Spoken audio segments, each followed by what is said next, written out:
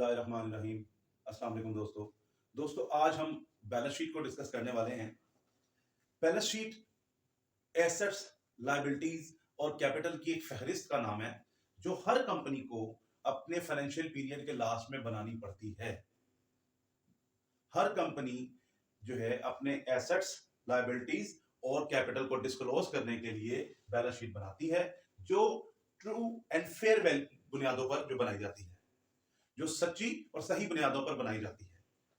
Accounting cycle के अंदर हमने ट्रांजैक्शन पढ़ा, ट्रांजैक्शन को जर्नलाइज किया, जर्नलाइज के बाद हमने लेजर अकाउंट्स बनाए, लेजर अकाउंट से हमने ट्रायल बैलेंस बनाया था, देन हमने फाइनल अकाउंट्स बनाने शुरू किए जिसके अंदर trading and profit and loss account हमने बनाना सीख लिया था। आज जो है हम बैलेंस शीट को पढ़ने जा रहे हैं। बैलेंस शीट से हम अपने बिजनेस की जो है फाइनेंशियल पोजीशन का अंदाजा कर सकते हैं कि हमारे बिजनेस के पास कितने एसेट्स हैं और कितनी लायबिलिटीज हैं। ये बैलेंस शीट को देखकर किसी भी बिजनेस की उससे अंदाजा लगाया जा सकता है और उसके पिछले 5 सालों की आप बैलेंस शीट को देखकर ये अंदाजा लगा सकते हैं कि आने वाले साल में अब वो बिजनेस जो है प्रॉफिट कितना देगा, उसके ऑपरेशंस किस तरीके से चलेंगे। तो जी बैलेंस शीट का जो फॉर्मेट है हमारे पास जो है ट्रेडिंग कंसर्न के अंदर, वो सबसे पहले एसेट्स को डिस्कस कर लेते हैं जी।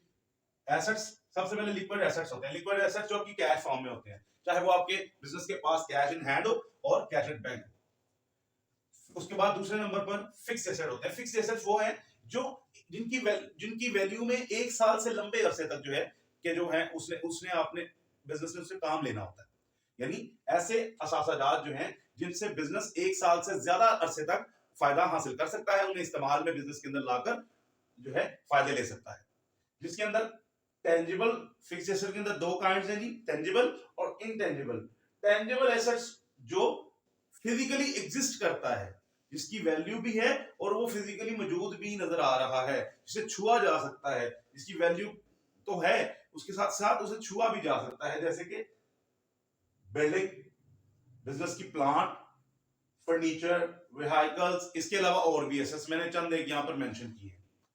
इनटेंजिबल एसेट्स जिन्हें फिजिकली छुआ नहीं जा सकता, वो इनटेंजिबल एसेट्स है, जैसे कि पेटेंट्स हो गए, कॉपीराइट हो गया, आपके बिजनेस का अच्छा नाम हो गया, गुडविल हो गया, वो भी आपका एसेट होता है जिससे आप जो है फायदा लेते हैं। उसके बाद ये आपके करंट एसेट्स हैं जो 1 साल के अंदर अंदर जिनमें तब्दीली आने के मुमकिन चांसेस होते हैं, वो करंट एसेट्स होते हैं, जिसमें स्टॉक है आपका, डेब्टर्स होते हैं आपके, बिल्स रिसीवेबल हैं और प्रीपेड एक्सपेंसेस, कोई भी अगर आपने पहले पेमेंट अदा की हुई है बिजनेस ने तो वो इसमें शामिल कर दिया जाता है। ठीक है जी, ये चंद एक जो है लिस्ट के अंदर मैंने नाम यहाँ पे मेंशन किए हैं, इसके अलावा और भी बहुत से एसेट्स हो सकते हैं बिजनेस के अंदर।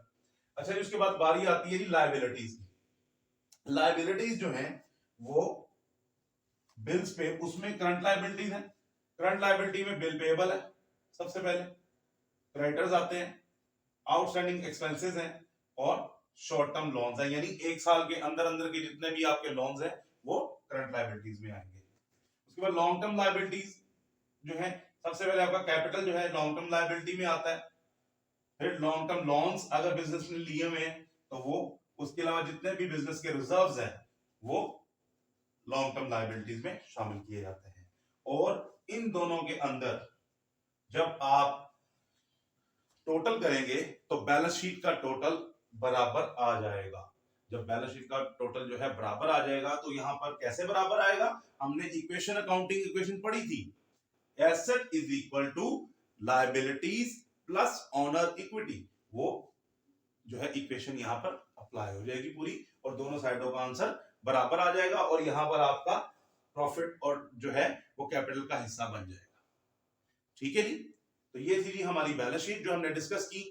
अब इसके साथ ही साथ हम ट्रेडिंग एंड प्रॉफिट और लॉस अकाउंट और बैलेंस शीट तीनों को डिस्कस कर चुके हैं और अब हम इसकी प्रॉब्लम्स के ऊपर फॉलो कर सकते हैं, उसको हल कर सकते हैं, सॉल्व कर सकते हैं। इसके बाद मैं अगली लेक्चर के अंदर इंशाल्लाह एडजस्टमेंट्स, फाइनल अकाउंट्स के अंदर जो डायरेक्ट एडजस्टमेंट एंट्रीज होती हैं वो कैसे पास की हैं, उनका ट्रीटमेंट बैलेंस शीट पर क्या पड़ता है, ट्रेडिंग और प्रॉफिट और लॉस के ऊपर क्या पड़ता है, उसके मुतालिक डिस्कस करूंगा इंशाल्लाह तो अगली वीडियो के अंदर।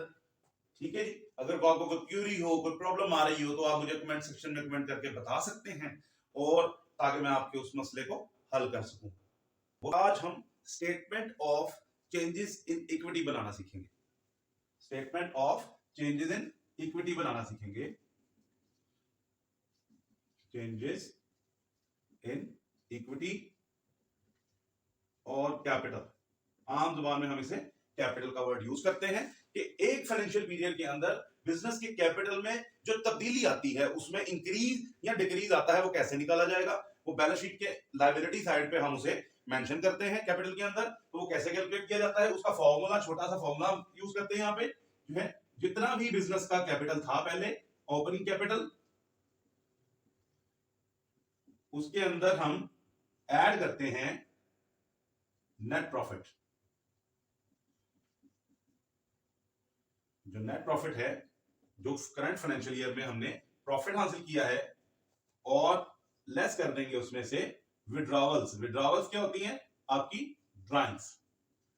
ड्राइंग्स के बारे में हम अच्छी तरह जानते हैं कि जो हमने बिजनेस ने पर्सनल यूज के लिए जो है कारोबार से चीजें या पैसे निकलवाए होते हैं, वो हमारी ड्राइंग्स कहलाती हैं। जब हम उसको हल कर लेंगे तो हमारे पास जो फाइनल आंसर आएगा वो आपका कैपिटल एट एंड आ जाएगा, जिसे आप बैलेंस शीट में लिखेंगे।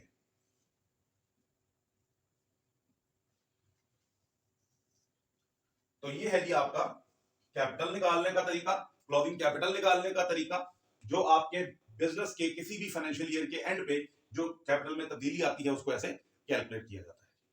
बहुत शुक्रिया जी, इंशाल्लाह अगली वीडियो में मुलाकात होती है। अल्लाह हाफिज।